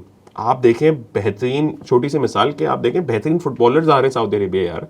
तो जिसकी ख्वाहिश थी, अब जैसे मैं पर्सनली फुटबॉल का बहुत बड़ा फ़ैन हूँ, तो अल इत्तेहाद क्लब में बेंजेमा ने जब डेब्यू किया था तो मैं उस इंट्रोडक्शन सेरेमनी में गया था and I was flat by the fact कि वहाँ जो डिस्प्ले था और जो खूबसूरती थी, फायरवर्क्स एंड एवरीथिंग, और वो बेंजेमा को देखना. तो एक्टिविटीज़ तो बहुत है भाई, आप ऐसा ना सोचें. आप हाँ काम से बाहर आ जाएं तो आप एक्टिविटीज़ एक्सप्लोर करेंगे. हमारे प्रोफेशन में मसला ये है कि हम ब्लेम कर देते हैं उस चीज़ को. देखें, आपने अपनी प्रायोरिटी स्टेट रखनी है. हमारे प्रोफेशन में एक बड़ा मसला है कि हम लोग खुद टाइम नहीं निकालते. ठीक है, ये मैं खुद को भी इसी पे ब्लेम करता हूँ और ये मैंने करना छोड़ दिया क्योंकि मुझे पता है कि गलत मैं ही खड़ा हूँ. मैं कभी भी ये एक्सक्यूज़ नहीं बनाता. हमारे पास खुद टाइम निकलता नहीं है. हमारे पास जो फ्री टाइम बचता है वो हम रिलैक्स करने में या सुकून करने में गुजार देते हैं, क्योंकि हमारा प्रोफेशन इतना टायरिंग होता है. तो हम बोलते हैं कि यार मैं सुकून से बैठ जाऊँ वही बेहतर है, मेरे पास टाइम नहीं है अभी कुछ और करने का. तो आप अगर प्रायोरिटी सेट करके टाइम निकालते हैं तो आपके पास बहुत चीज़ें हैं करने को. नॉनदलेस आप अपने आप पे काम कर सकते हैं. Invest in yourself. आप एक अच्छी हॉबीज़ डेवलप करें, ये सब कुछ कर सकते हैं आप. क्योंकि अगर लोग मूव कर रहे हैं दूसरे कंट्री में तो कुछ सोच के ही कर रहे हैं ना. अगर झुंड दर झुंड लोग मूव कर रहे हैं तो बेवकूफ़ तो है नहीं वो, सबके सब कुछ सोच के मूव कर रहे हैं. And there seeing a better life over there. तो इस हवाले से तो येस यू आर कवर्ड. दूसरा, मैं आपकी उस चीज़ को ऐड करूं कि अगर मॉनेटरी बेनिफिट में किसी ने रहना है तो यस वो आए Saudi Arabia. Cost of living भी सऊदी अरेबिया की कंपैरेटिवली यूएई से कम है, तो आपके लिए बेस्ट स्पॉट है वो आने के लिए। और रही बात नेशनैलिटी की, तो देयर इज़ अ कॉन्सेप्ट, आप रिसर्च भी कर सकते हैं उसके ऊपर, कि सऊदी अरेबिया इज ऑफरिंग इकामा टू दोज एग्जीक्यूटिव्स। अब देखें इसमें हमारी टारगेट ऑडियंस तो नहीं गिरेगी, मगर एक छोटा सा ब्रीफ देने के लिए कि अगर आप स्पेशल आर्ट रखते हैं या स्पेशल क्राफ्ट है आपके पास कोई, तो वो आपको गोल्डन इकामे या परमानेंट इकामा दे कॉल इट, वो इशू कर रहे हैं, which has a certain tenure, I guess, I don't recall correctly. या अगर आप एग्जीक्यूटिव हैं, तो जो हमारे कोलीग्स एट द टॉप मौजूद हैं ऑडिट फर्म्स के अंदर, तो they have been given executive इकामास बाय द प्रोफेशन इटसेल्फ, और उसका एक सर्टेन पे है कि इस पे से अगर आप ऊपर है तो आपको एग्जीक्यूटिव इकामास मिलेंगे। And they always have this golden इकामा इन प्लेस कि आप एक अच्छा सम ऑफ मनी पे करके वो गोल्डन इकामा ले सकते हैं। तकरीबन 8 लाख के अराउंड की तो कॉस्ट है। मैं ये कहता हूँ कि अगर एक बंदे ने अच्छा खासा टाइम लगाया है ना सऊदी अरेबिया में, तो at the end of his tenure in Saudi Arabia he will have a good sum of money. तो वो सिर्फ डिसीजन ले सकता है कि यार मैंने मूव करना है बाहर, या किसी एक नॉर्मल यूरोपियन कंट्री की नेशनैलिटी खरीदनी है। ये सारे वेन्यूज अवेलेबल हैं। Don't rush into the fact कि मैं यूके चला जाऊँ, आयरलैंड चला जाऊँ, कनाडा चला जाऊँ, यूएस चला जाऊँ, वहीं की नेशनैलिटी ले लूँ। आप रुकें, सोचें, एनालाइज करें, होमवर्क करें इस चीज़ पे कि आप पासपोर्ट ही चाहिए ना, तो आप किसी छोटे यूरोपियन कंट्री का भी ले सकते हैं। With the money you can earn over the period in middle east. तो इन ऑप्शंस को भी एनालाइज ज़रूर करें। डोंट जंप टू कंक्लूजन्स कि मैं फॉरेन वेस्ट चला जाऊँ। वेस्ट में survival is not easy. I have seen my colleagues जो कि वहाँ सिर्फ 8 not just because of the monetary fact as well. अगर आप अपनी एक फैमिली की अच्छी अपब्रिंगिंग भी चाहते हैं तो that becomes difficult given the fact के जो करंट सिनेरियोज चल रहे हैं। तो don't rush to conclusions west जाने के लिए। मेरी कोलीग्स वापस आए within span of 8 to 9 months, एक साल के अंदर, बिकॉज वो डिफिकल्टीज फेस कर रहे थे वहाँ पे। तो टेक योर टाइम, सबसे पहले एक्सप्लोर करें अपने करीब की अपॉर्चुनिटीज़। मेरे नज़दीक, मैं अगर एक करियर पार्ट डिफाइन करूँ एक यंग फ्रेश चार्टर्ड अकाउंटेंट या फाइनलिस्ट का, तो मैं उसको यही कहूँगा कि यार पहले अपने करीब की मार्केट एक्सप्लोर कर लें आप, ठीक है, कुछ साल रह लें। आप पाकिस्तान से बाहर जाना, मिडिल ईस्ट से बाहर जाना ज़्यादा आसान है। मिडिल ईस्ट से आप फॉरन बाहर चले जाएंगे, आप वहाँ डिफरेंट क्लाइंट्स करेंगे, अच्छी इन्वायरमेंट में रहेंगे। आप पाकिस्तान से जब मिडिल ईस्ट आएंगे, एक अच्छी इन्वायरमेंट में रहेंगे, ग्रूम होकर आप आसानी से बाहर चले जाएंगे। तो अगर आपको 2 साल में माइंड बन जाता है कि मुझे वेस्ट जाना है, ठीक है, आप वहाँ से चले जाएं, मगर आप आए तो सही इस मार्केट में। टेस्ट द वाटर्स वाली बात है कि एटलीस्ट टेस्ट कर लें उसको। और मुझे एक बड़ी अच्छी चीज़ बोली थी मेरे एक पार्टनर ने कि आप यंग एज में एक्सप्लोर करें अपॉर्चुनिटीज को। भाई घबराएं नहीं। आप ये नहीं घबराएं कि यार मैं पीछे रह जाऊंगा या वो हो जाएगा। नहीं, आप पीछे नहीं रह जाएंगे। Eight the end of the day सब समिट में एक ही जगह खड़े हुए होंगे। आपको ही बता रहा हूं, असल रेस होती है टॉप की। ये पोजीशंस तो यूं पूरी हो जाएंगी आपकी। यार आप अपने आप को एक्सप्लोर करें, आप अपनी अपॉर्चुनिटी को एक्सप्लोर करें। अग्रीड। अच्छा, एक थोड़ा सा रेड जोन में एंटर होते हैं। एक खतरनाक गुफ्तगू होती है हमेशा सऊदी के हवाले से, वो है सऊदाइजेशन का concept. And I will be very open about it. Saudization का कॉन्सेप्ट क्या ये है कि सऊदीज़ को ट्रेन होना है और आगे जाके उन्होंने एक्सपर्ट्स को जो है वो रिप्लेस कर देना है? क्या जॉब सिक्योरिटी के पर्सपेक्टिव से, देखिए एक इन्वायरमेंट है, अच्छा है, जगह है, लेकिन एक परसेप्शन ये भी है कि आप सऊदी में जितना भी वक्त लगा लें, मिडल ईस्ट में जितना भी टाइम लगा लें, एक वक्त आएगा जब आपने वापसी होना है, आपने लौटना है वापस। और फिर वो उसके ऊपर क्रिटिसिज्म ये होता है कि नेशनैलिटी नहीं होगी आदमी, इसको आपने कवर कर लिया कि आप दूसरे कंट्रीज़ की नेशनैलिटीज़ को फाइनेंस के तौर पे परचेज़ कर सकते हैं। कहने का मकसद ये कि जो सऊदाइजेशन है इसका टेक्निकल व्यू क्या है? क्या ये वाकई सऊदीज़ के लिए बायस्ड है, या ये सबके लिए ग्रोथफुल पर्सपेक्टिव है, या वाकई आगे जाके पाकिस्तानियों को इन्होंने रिप्लेस करना है या दूसरी नेशनैलिटीज़ को रिप्लेस करना है और ये ऐसे ही चलता रहेगा? देखें, ये चीज़ तो मैं क्लियर करना चाहता हूँ लोगों के माइंडसेट से। भाई कोई भी मुल्क नहीं चाहेगा कि भाई मेरे लोग पीछे रहे, ठीक है? सही बात है। और क्यों चाहेगा? You're being very optimistic about Saudi, by the way. Yes, because I've spent 8 years over there. Yes, exactly. So it's a fact. जब आप वहाँ रहेंगे तो आपको वहाँ की रियलिटीज पता चलेंगी। कोई भी मुल्क नहीं चाहेगा कि मैं पीछे रहूँ यार, या मेरे लोग पीछे रहे। सही है। अगर आप यूरोप भी जाएंगे, आप यूएस भी जाएंगे, आप यूके भी जाएंगे, तो आप वहाँ नेशनलिटी लेके भी भाई 3rd ग्रेड सिटीजन ही रहेंगे। मैं आपको अभी बोल रहा हूँ, आप वो वाइट चमड़ी नहीं बन जाएंगे। मैं आपको अभी बता रहा हूँ, आपका रंग हमेशा रहेगा आपके ऊपर। तो आप ये ना सोचें कि नेशनलाइजेशन सऊदी में हो रही है तो वो बहुत वो कर रहे हैं। नहीं भाई, बाहर भी हो रही है, बस उसको नाम नहीं दे रहे हैं, ठीक है? तो everybody wants their own people to grow, there is nothing wrong with that. क्या वो मुझे इम्पैक्ट करेगी या क्या वो हमारे आने वाले लोगों को इम्पैक्ट करेगी? Maybe, but I don't think so right now, no. देखें, की रिसोर्स या अच्छे लेबर की या अच्छे प्रोफेशनल की ज़रूरत हर वक्त रहती है। उसके लिए वेन्यूज़ हमेशा खुले रहेंगे। और इसको मैं कहूँगा ऑप्टिमिस्टिकली और पॉजिटिवली नहीं, देखें, जब आपके सराउंडिंग के लोग अच्छा काम करेंगे तो they will add and they will have a value additional towards the growth of the business itself. भाई बिजनेस ग्रो करेगा, इकोनॉमी ग्रो करेगी, अपॉर्चुनिटीज और खुलेंगी। तो प्रोफेशनल्स हमेशा याद रखें, सऊदी एक ग्लोबल मार्केट हमेशा रहेगी, सिर्फ लोकल ओरिएंटेड नहीं रहेगी। बिकॉज जो ऑब्जेक्टिव लॉन्ग रन का विजन यही है कि एक डाइवर्स एनवायरनमेंट आए। और अगर मैं प्रोफेशनल फर्म के पर्सपेक्टिव से बात करूं तो फर्म्स का तो हमेशा ही ये ऑब्जेक्टिव होता है कि हमें एक डाइवर्स एनवायरनमेंट में काम कराना है। तो diversity will always add to your opportunities as well, चाहे वो यूएस हो, यूके हो, मिडिल ईस्ट हो, कोई भी एरिया हो। तो don't be afraid of the fact कि भाई वो नेशनलाइजेशन बहुत ज़्यादा हो रही है, नहीं, वो एक रिक्वायरमेंट है और वो उस हिसाब से चल रहे हैं। दुनिया के हर कोने में हो रही है, सिर्फ यहाँ नहीं हो रही है। चूंकि ये हमारे मुल्क से करीब है तो लोग ज्यादा इसके बारे में बात कर रहे हैं। दुबई में भी हो रही है, कतर में भी हो रही है, कोटा वहाँ भी है, वहाँ भी हायर करना पड़ेगा। बट चूंकि ये मार्केट असल ज्यादा बूम कर रही है इसलिए हाईलाइट कर रही है। Saudi Arabia is one of the biggest reasons of entire उसका, वो इसीलिए ज्यादा हाईलाइट कर रही है। जीसीसी में सबसे कवर्ड एरिया ही नहीं का, इसीलिए हाईलाइट हो रही है। हो हर जगह रहा है, ये सिर्फ हाईलाइट हो रही है, simple. But it will not rest assured, अभी तक हमें जब प्रॉब्लम्स फेस नहीं हुई, आगे भी किसी को इस पे प्रॉब्लम्स फेस नहीं होनी चाहिए। बिकॉज जितना बिजनेस ग्रो करेगा अपॉर्चुनिटीज भी ग्रो करेंगी। ऐसा नहीं है कि सब कुछ ही वो कर लेंगे, भाई रिस्पॉन्सिबिलिटीज बटेंगी और आप भी करेंगे काम।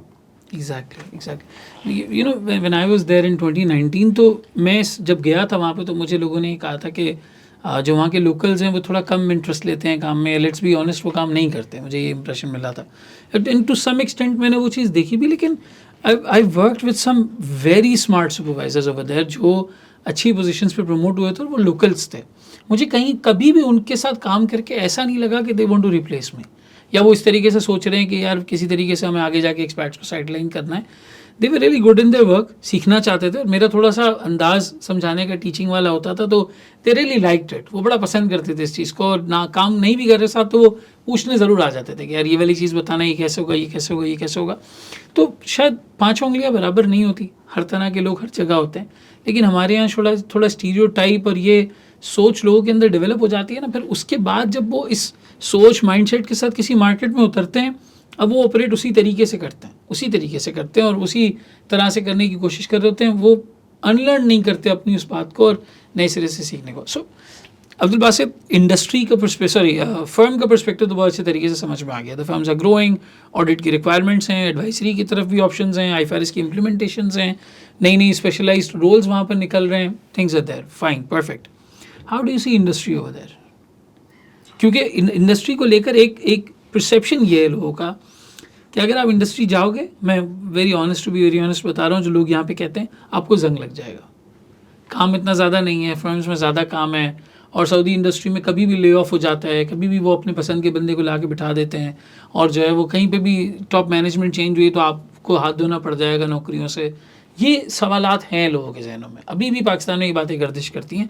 आई have seen my students asking these things from me कि ऐसा होगा तो क्या करेंगे, ऐसा होगा तो क्या करेंगे, ऐसा होगा। How do you see that evolving now? Industry landscape कैसा देखते हो? इंडस्ट्री लैंडस्केप के अंदर जो लीडरशिप वहाँ बैठी है, जो लोग वहाँ बैठे हैं, वो किस तरीके से सोचते हैं? क्या अभी भी डेजिग्नेशंस के ऊपर ऐसे लोग बैठे हुए हैं जिन्हें काम बिल्कुल नहीं करना, but they are just there for their Saudi और local influence? How do see the industry over there? मैंने फर्म में लगा लिए 4 साल 5 साल, अब मैं सोच रहा हूँ कि यार अगर इतनी अच्छी मार्केट हो तो मैं क्यों 20 साल से पहले पाकिस्तान वापस आऊँ, मैं फैमिली वहाँ ले जाऊँ। लेकिन हर कोई 20 साल फर्म में नहीं स्टे कर सकता, इतनी लेट सेटिंग्स, काम प्रेशर, सीजनल इफेक्ट के कभी ज़्यादा है कभी कम है। या तो संडे का कल्चर होता है फर्म में, या मंडे का होता है कि हर दिन या तो मंडे लग रहा होता है या हर दिन संडे लग रहा होता है, बीच की कोई बात नहीं होती। तो अगर कोई इंडस्ट्री को परस्यू करने के बारे में सोच रहा है, इंडस्ट्री जाने को सोच रहा है, how do you see that option now? देखें, प्रोवाइडेड आपने 2 साल इंडस्ट्री में सर्व किया है। एग्जैक्टली। देखिए, सबसे पहले तो ये सवाल करना जरूरी है कि भाई जंग लगने का मतलब क्या आपके लिए? अगर आप सिर्फ इस चीज़ तक लिमिटेड है कि भाई मैं IFRS से अपडेटेड नहीं रहूंगा या मैं कंपनीज ऑर्डिनेंस से अपडेटेड रहूंगा, भाई प्लीज बाहर आ जाए इससे, ठीक है? दुनिया सिर्फ IFRS, आइजा और कंपनीज ऑर्डिनेंस के इर्द गिर्द नहीं घूमती। लोग किताब खोल के IFRS पढ़ लेते हैं, ठीक है। किसी को अकाउंटिंग रिक्वायरमेंट चाहिए होती है, हम ऑफिशियली अपने पोर्टल्स पे जाके इनसाइट से पढ़ लेते हैं। हमें याद करे हुए लोग नहीं चाहिए IFRS के, किसी को भी नहीं चाहिए जिसको कंपनी ऑर्डिनेंस याद हो, ठीक है। दुनिया आगे ग्रो कर चुकी है। अगर आप जंग लगना इसको समझते हैं कि यार मैं IFRS भूल जाऊंगा या आइजा भूल जाऊंगा, कंपनी भूल जाएंगे, भाई इससे बाहर आ जाए। दुनिया में बहुत स्किल्स हैं जो ग्रो करनी होती हैं, और एट द टॉप जो लोग होते हैं ना, उनको इन चीजों की जरूरत नहीं होती, उन्होंने लोग रखे होते हैं इसके लिए। लोग रखे होते तो प्लीज आप बाहर आए वहां से, सबसे पहला। हाँ, अगर आप इस पर्सपेक्टिव से कह रहे हैं कि मैं प्रोफेशनली ग्रो नहीं करूंगा, तो आप बिल्कुल गलत है। देखिए, फर्म के डायनामिक्स बिल्कुल डिफरेंट है, इंडस्ट्री के डायनामिक्स बिल्कुल डिफरेंट है। फर्म में एक जंगल वाला निज़ाम होता है कि आप बस रोज सुबह उठेंगे और आपको पता नहीं है क्या होना है, ठीक है। दिन खत्म हो जाएगा, आपको पता भी नहीं चलेगा। इंडस्ट्री ऐसे ऑपरेट नहीं करती। Industry is very much relaxed. The opportunities और काम बहुत डिफरेंट होता है इंडस्ट्री में, मैं आपको बता रहा हूँ। वहाँ के अगर आप सीनियर से या इंडस्ट्री प्रोफेशनल्स, CFOs वगैरह से मिलेंगे जो वहाँ काफ़ी टाइम से, आप उनसे बात करेंगे, they have a different mindset completely. आपको बिल्कुल नई चीज़ें सुनने को मिलेंगी, समझने को मिलेंगी। तो एक रिजीम ही बिल्कुल डिफरेंट है वहाँ पे।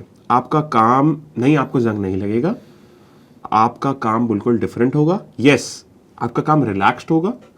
आपको ऐसा लगेगा कि यार मेरे पास टाइम है, मैं घर आ रहा हूँ तो रोशनी में जा रहा था, रोशनी में आ रहा हूँ, ठीक है।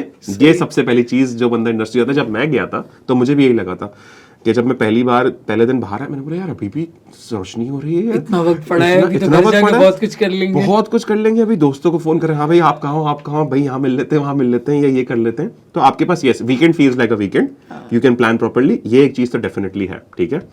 बट देन अगेन मैं ये चीज को, हाँ, इस थोड़ा सा इस चीज को जरूर सेकंड करता हूँ कि लोगों को अगर लगता है ना कि यार, अब देखें, ये इंसान की साइकोलॉजी का मसला है। जब आप 24 में से 16 घंटे काम कर रहे होते हैं ना, और आप बहुत ज्यादा काम कर रहे होते हैं, और जब आप एक रिलैक्स नॉर्मल एनवायरनमेंट में आते हैं, which should be the case, ठीक है, समटाइम्स, तो आपको ऐसा लगता है कि यार मैं पीछे रह जाऊंगा, मुझे ऐसा लगता है यार, मुझे लग रहा है जंग यार, क्योंकि आपको पता नहीं है कि नॉर्मल है भाई। ये नॉर्मल लोग, आधी दुनिया इसी तरह नॉर्मल जिंदगी गुजारती है भाई, बिग फोर ऐसे नहीं गुजारता, ठीक है। तो आप इस चीज को एडजस्ट करें भाई।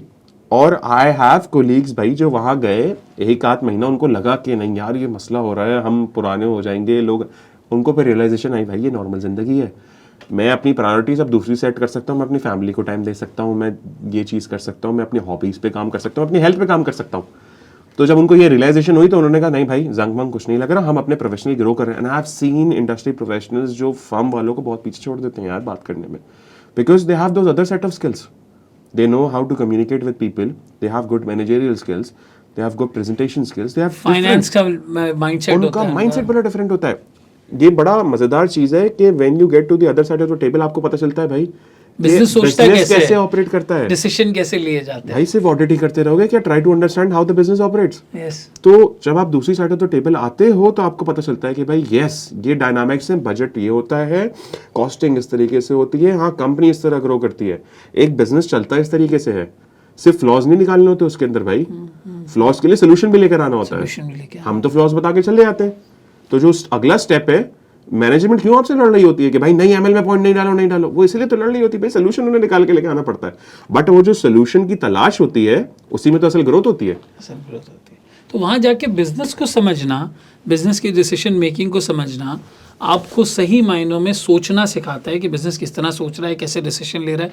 Even Abdul Basit, I feel के जो लोग ये समझते हैं कि ऑडिट फर्म्स में पार्टनर बहुत ज़्यादा कोई टेक्निकल या मोस्ट टेक्निकल काम कर रहा होता है, शायद ऐसा नहीं है। पार्टनर की 70% जॉब या 60% जॉब इस चीज़ पर होती है कि वो अपने स्टाफ को कैसे लेके चल रहे हैं, टीम को कैसे लेके चल रहे हैं, क्लाइंट्स के साथ बिजनेस डेवलपमेंट कैसे कर रहे हैं, नेटवर्किंग का रोल वहाँ पे क्या है, फर्म्स में दूसरे पार्टनर्स को कैसे एड्रेस करना है, फर्म के रेवेन्यूज़ हैं, कॉस्ट है, प्रॉफिटेबिलिटी है, फर्म की अपनी ग्रोथ है वो किस तरीके से चल रही है। वो सब करने के बाद जो आखिरी 20-30% बचता है उसमें वो आपके फाइनेंशियल रिव्यू करता है, आपके पोर्शंस रिव्यू करता है, आपके वर्क पेपर्स रिव्यू करता है, एंड देन वो आपको फीडबैक दे रहा होता है। आपको लग रहा होता है कि नहीं जो ऑडिट पार्टनर है वो तो जी 100% टाइम ऑडिट पर गुजार रहा है, जबकि ऐसा नहीं है। ऐसा नहीं है। आपने टेक्निकल डेस्क बनाई हुई है भाई। Exactly. हर फर्म ने अब ऑलमोस्ट एक टेक्निकल डेस्क बनाई है भाई, टेक्निकल कोई इशू है वहां से वेट करा दे, वहाँ से वेट करा ले। और आपको भाई आप माशाल्लाह क्वालिफाइड चार्ट अकाउंटेंट है, आपको याद होना जरूरत नहीं है, आपको ये पता होगा IFRS का कौन सा स्टैंडर्ड, आप पढ़ के एनालाइज कर लें, अपना एक इंटरप्रिटेशन डेवलप कर लें, अपनी पार्टनर से डिस्कस कर लें, छोटा स्पैन ऑफ टाइम लेता है भाई वो। तो याद ना होना बाय हार्ट IFRS भाई जंग नहीं लगना है आपको, आप दूसरी स्किल्स पे काम करें, because yes the world is moving towards that. आप अपने आप को ग्रूम करें विद रिगार्ड्स टू लोगों से बात करना, नेटवर्किंग, आपकी प्रेजेंटेशन स्किल्स अच्छी होनी चाहिए, आपकी कम्युनिकेशन स्किल्स अच्छी होनी चाहिए, मिलना जुलना, your interaction with people, you need to be social to an extent कि आप लगे कि हाँ बात कर सकते हैं, आगे जा सकता है बंदा। 10,000 स्किल्स हैं, आप वो डेवलप करें अपनी यार। So with that perspective, लोगों को ये समझना चाहिए कि कम्युनिकेशन स्किल्स, नेटवर्किंग, ये कोई ऐसी चीज़ नहीं है जो आप किसी लैपटॉप की स्क्रीन के सामने बैठ के सीख सकते हैं। You just need to meet people, go out, meeting them, seeing how they're talking, how they're communicating, how they're networking with each other. आप उन्हें देखते देखते उसको सीख जाएंगे। And when you're in industry, you're learning finance, you're learning decision making, you're learning the science of running the business, the art of running the business, किस तरीके से उसमें decisions लिए जाते हैं, कैसे वहाँ पर वैल्यू ऐड की जाती है, कैसे बिजनेस को फ़ायदा पहुँचाया जाता है, और उसी सोच के साथ आपकी ग्रोथ आगे बढ़ती चली जाती है। अगर आप इंडस्ट्री में जाके भी IFRS को पकड़ के बैठे हुए हैं तो शायद आप ग्रो नहीं कर पाएंगे। That's what I'm interpreting from your explanation. आपकी ग्रोथ वो नहीं हो पाएगी जिस तरीके से भारत होनी चाहिए। So yeah, that's about it. Abdul Basit, thank you so much. मेरा ख्याल है हमने सारे पॉइंट्स जो मेरे जहन में थे तकरीबन सारे कवर कर लिए, और इस डिस्कशन में न सिर्फ इस मार्केट को एनालाइज करना, जॉब अपॉर्चुनिटी, CV, रहना, किस तरीके की सारी सूरत हाल है, we have covered everything, and I a big thank you to you. बहुत छोटी ट्रिप थी आपकी Pakistan, but you still managed to get some time out. कोई मैसेज आप हमारे CA फाइनलिस्ट को और इन लोगों को देना चाहें रिगार्डिंग देयर करियर? देखिए, मैं सिर्फ एक चीज़ देना चाहता हूँ, मैसेज एक अच्छा सा मैसेज कि भाई देखें, ज़िंदगी में आप CA कब कर लेंगे या फाइनलिस्ट भी हैं, आप ग्रो कर लेंगे, आप क्वालिफाई हो जाएंगे, आपके पास चाहे आप इंडस्ट्री जाएं या फर्म जाएं, आपकी अगर ग्रोथ मेंटालिटी है ना तो आप कहीं भी सर्वाइव करके ग्रो करेंगे, रुकेंगे नहीं, आप रुकेंगे नहीं। आपने एक चीज़ क्लियर रखनी है अपने दिमाग में कि भाई इर्द गिर्द की नेगेटिविटी मुझे इम्पैक्ट ना करे, ठीक है? क्योंकि देखें, आपके कोलीग्स, आपके पीयर्स, आपके दोस्त सब परेशान होते हैं भाई, चाहे वो इंडस्ट्री में हो, फर्म में हो, इंसान किसी हाल में खुश नहीं होता। कोशिश करें, ऑप्टिमिस्टिक रहें सिचुएशंस के साथ, ठीक है? एक अच्छे लीडर की और एक अच्छे इंसान की और एक ग्रोइंग इंसान की मेंटालिटी ये होती है कि भाई वो पॉजिटिव चीज़ों को ऊपर रखता है, ऑप्टिमिस्टिक रहता है और आगे रहता है। नेगेटिविटी आएगी, उससे अंदर बर्दाश्त करें, 10 मिनट अफसोस करें उसके ऊपर और आगे बढ़ जाएं। Please pull through everything. Right. This एक जो ये मोमेंट होता है ना, वो छोटा सा बुराई का या परेशानी का वो स्टे नहीं करता है, आगे बेहतर ऑप्शंस और वेन्यूज आते हैं। तो प्लीज पुश थ्रू करते रहें, इंशाल्लाह बेहतरी ही आएगी हर जगह। Agreed, rest assured. माशाल्लाह, बहुत ज़बरदस्त, बहुत अच्छी एडवाइस। आई होप इससे सबको जो है हेल्प होगी इंशाल्लाह। आप सबको मैं उम्मीद करता हूँ इस डिस्कशन से बहुत फ़ायदा हुआ होगा। आप में से वो प्रोफेशनल्स जो आज तक सऊदी की मार्केट के बारे में कुछ सोचते थे, कोई परसेप्शन था, आज उसके अंदर बहुत सारी चीज़ें ऐड हुई होंगी, बहुत सारी नई इन्फॉर्मेशन आपको मिली होगी, और आप अपने करियर की सही डिसीजन मेकिंग, सही एडवाइजरी जो है वो कर सकते हैं, अपने आप में सही एक फैसला ले सकते हैं। आई होप आपको इस कॉन्वर्सेशन से बहुत फ़ायदा हुआ हो। अपना फीडबैक, आप लोगों के मज़ीद इस मार्केट को लेकर कोई सवाल हैं, कोई चीज़ ऐसी जो आप पूछना चाहें, कोई फॉलो अप डिस्कशन जो आप करवाना चाहें, आप कमेंट सेक्शन के थ्रू, दूसरी इस तरह की चीज़ों के थ्रू जो है वो हमें बता सकते हैं।